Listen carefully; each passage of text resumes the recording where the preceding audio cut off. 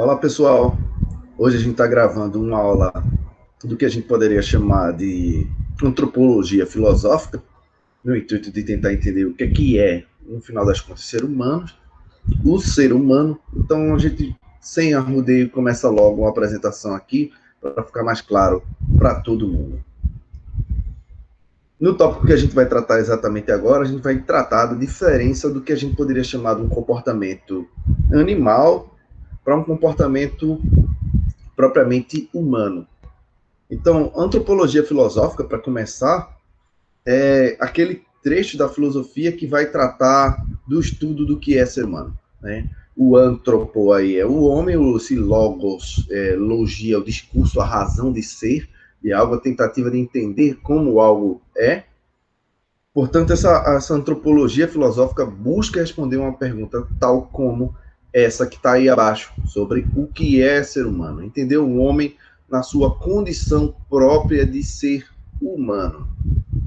E esse processo de humanização, ao longo dos séculos, foi entendido de que a gente não nasce homem propriamente pronto, chegar a ser humano, nesse sentido de ser humano enquanto um ser entre os outros seres, né, entre os cavalinhos, cachorrinhos, plantinhas, essas coisinhas todas, é um processo que não é simplesmente natural, né? A gente não nasce com aquele pacote pronto e se desenvolve. A gente precisa de alguns elementos para nos tornar humanos.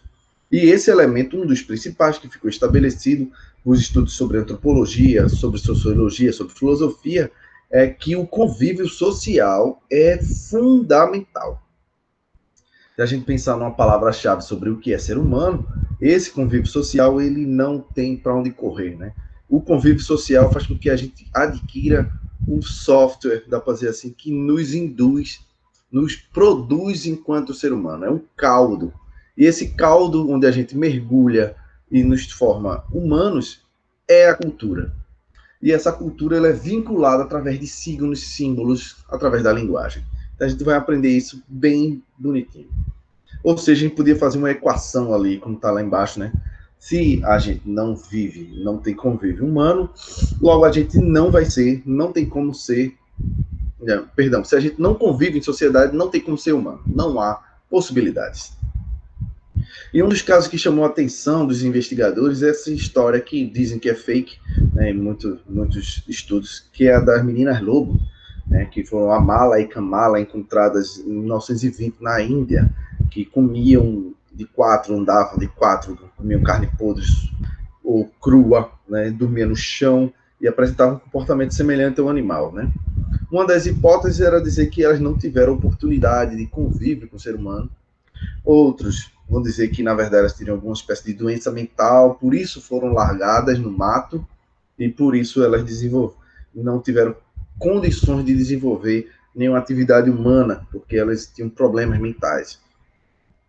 O que de fato chama atenção é que elas não desenvolveram essas características propriamente humanas, né, e fica a dúvida sobre o porquê. Uma das hipóteses levantadas, que a gente não tem como fazer esses experimentos a larga escala, né, pegar crianças, privar do convívio humano e dizer, e agora, o que elas se tornaram? Né? Crianças, e lógico, teriam que ser isoladas 100%, né? 100%. Isso é muito difícil de fazer, muito difícil de recriar. Não teria sentido e seria, inclusive, desumano. Dentro do que a gente chama de comportamento, há um comportamento que parece que ser extremamente comum a todos os animais, que é um comportamento que ele é herdado na espécie, ele é repetitivo, né? Ele se encontra em toda a espécie e a gente não precisa aprender, que é o comportamento que a gente chama de instinto. Instinto, né? A gente nasce, está no nosso DNA, esse tipo de comportamento herdado. Ele é inato, ele não precisa de aprendizagem, ele é idêntico, ele funciona igual para todo mundo e é imutável.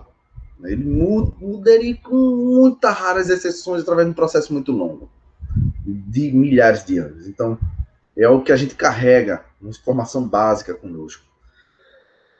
Por exemplo, uma aranha ela não faz nenhum curso de edificações de teia, ela não faz. Não tem curso do IF de edificação de teia de aranha. A aranha já nasce pronta, sabendo como fazer uma teia. Ela tece Suaster com uma maestria imensa, que é difícil de olhar, uma geometria impecável, e ela não precisou aprender isso, ou seja, está traçado no DNA dessa danada, dessa aranha, como fazer uma teia. Então, esse comportamento comum para diversos animais, cada espécie tem os seus comportamentos pré-definidos, né? E a própria comunicação que a gente pode chamar entre os animais ocorre também nos níveis que a gente pode chamar menos elaborados, se a gente pensar numa escala, né? Escala evolutiva, se dá através do instinto também, né? Que eles são comuns na espécie. Então, os passarinhos cantam de determinado jeito, os cachorrinhos fazem determinadas coisas, o gatinho outro, né? Os insetos se comunicam também desse modo, né? Passarinho é um exemplo interessante, quando você coloca um passarinho na gaiola, leva para outro habitat, ele continua cantando daquele jeito, como se ele, aquele comportamento que está enraizado, ele continua repetindo, né? Mas as abelhas, por exemplo, elas têm uma comunicação muito eficaz de dizer onde é que está o pólen, onde é que está a flor, o que seja. Ela tem aquela dancinha, chacoalha a bundinha, e as outras abelhas compreendem, de alguma forma, quais são as coordenadas que devem seguir, porque isso já está enraizado dentro do comportamento dela. Você não vê a escola de dança de abelhas, né? Não tem um cursinho sobre isso. Não tem. Aí o que acontece? Essas abelhas, elas não precisaram desse processo de aprendizado, já estava lá prontinho, bonitinho, dentro do DNA delas, sobre como funciona essa comunicação. Só que, quando a gente vai subir um pouco das escalas, o instinto, ele passa a ser pouco eficiente, porque o ambiente apresenta dificuldades dos quais a gente não tem uma pré-programação que nos ajude a resolver o problema. E é isso que se dá o que a gente poderia chamar de inteligência, né? Inteligência como aquela capacidade de resolução de problemas novos, fora do repertório. Então, alguns animais, né, eles vão desempenhar o que a gente poderia chamar de inteligência, e há certo sentido graus de inteligência, né? E nisso os pesquisadores fizeram vários testes, inclusive com macacos, né, colocar um ambiente artificial com frutas penduradas de caixotes, e o macaco com o tempo descobriu que se ele subir no caixote ou empilhar caixotes, ele ganha altura e consegue pegar as frutas que estão empilhada, a fruta que está no alto. Colocar bastões, e fez com que um tempo o macaco descubra que encaixando bastões, ele consegue bater e derrubar as frutas que estão no alto. Ou seja, ele utilizou algo que está fora do instinto dele, fora do repertório biológico, utilizou do ambiente para transformar numa ação que a gente poderia chamar de ação inteligente, né? Vocês podem olhar, inclusive, no YouTube, escolher assim, colocar teste, macacos, número, qualquer nome assim, vai aparecer mais ou menos essa imagem, no qual mostra o macaco fazendo um teste com número muito eficaz, né? Ele tocando na sequência muito rápido, mais rápido, inclusive, do que o ser humano, que é a dúvida dos pesquisadores, como é que isso funciona. Se é a memória dele que é fotográfica, né? Se é um raciocínio dele que é também tão veloz quanto o nosso, só que funciona de outro jeito. Como é que isso funciona? E os seres humanos, eles têm dificuldade de produzir a resposta esperada, porque a mente humana, ela funciona de uma forma que a gente poderia chamar de conceitual, né? A gente busca compreender o ambiente antes de agir, né? A gente tem uma espécie de barreira do nosso software, né? Da nossa programação humana. Então, a mente já procura o que é conhecido, né? Se você olhar a figura agora, você pode ver duas rostos em perfil, ou pode olhar e enxergar uma taça. Essa figura é mais fácil de ver. Essa também, né? Se você olhar, você pode ver dois idosos num panorama maior, ou dois músicos sentados, né, tocando. E esse talvez seja o mais complicado de ver, porque muita gente só enxerga a moça, com o rosto um pouco de perfil, ou a senhora, né? A mente humana tenta enquadrar rapidamente no processo de percepção aquilo que encontra. Então, isso inibe um pouco a ação, porque a gente julga antes de agir. E é uma coisa que o macaco não faz no teste. A gente julga, o 2 é depois do 3 e o 4, aí a gente julga e perde tempo. E também vocês podem colocar Coco com 2K, né? K-O, vai mostrar uma gorila que aprendeu linguagem de sinais, de uma forma muito interessante. Vocês colocarem no YouTube. Linguagem de sinais, ela se comunica de uma forma bem efetiva. Então, ou seja, se comunica com humanos de uma forma efetiva. Então, o que é que separa exatamente o homem do animal é um grande passo para poder entender como nossa formação humana e nosso convívio social favorece essa produção do que a gente chamaria de humano, né? E isso se dá, grande parte disso se dá através da estrutura da própria linguagem. A linguagem é esse elemento que veicula sentidos. E ela se apresenta de diversos modos, né? O signo é uma coisa que está no lugar de outra, ela é representação de objeto, ou seja, a nossa linguagem, ela carrega signos. E esses signos podem ser de diversos modos.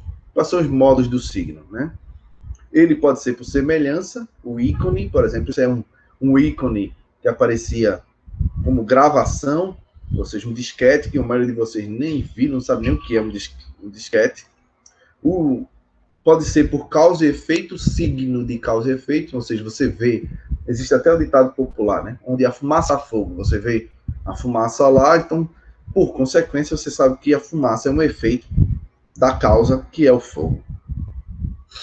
E o braço que a gente poderia chamar que é propriamente humano é o símbolo.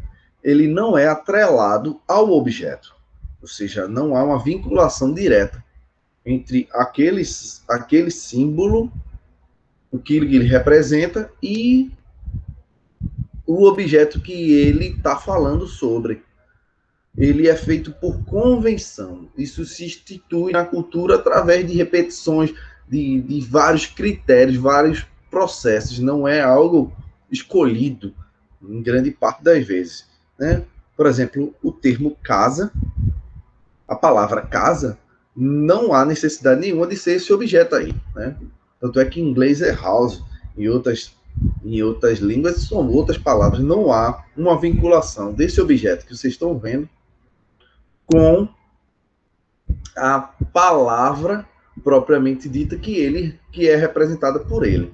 Ou seja, o nosso software, toda a nossa língua, né, ela é um conjunto de coisas que foram elaboradas e inventadas que não tem correlação direta com os objetos no mundo, mas de alguma forma se referem a ele. Como isso funciona, né? Se a gente falar, por exemplo, cachorro, vocês podem ter várias ideias de cachorros aí na cabeça de vocês, mas não houve nem necessidade de haver um cachorro perto para que você remetesse ao significado da palavra cachorro. Então, nossa linguagem ela é extremamente abstrata, ela nos retira do mundo imediato, faz com que a gente pense passado, presente e futuro, faz com que a gente crie expectativas, que a gente repense mundos imaginários, ou seja, nossa linguagem propiciou ao ser humano, com o tempo, muito trabalho e muita elaboração, esse processo de desprender daquele mundo imediato, do mundo do aqui e agora, que faz com que a gente tenha uma certa elaboração maior de lidar com a realidade. A linguagem teve esse poder. Então, na próxima aula, a gente vai lidar com o conceito de cultura e como essa cultura é elaborada propriamente dito. Que danado de caldo que eu falei é esse que a gente pode chamar propriamente dito de cultura e como ele se estabelece com o tempo. Então, abraço para vocês e rapidamente a gente vai ter uma próxima aula. Até mais.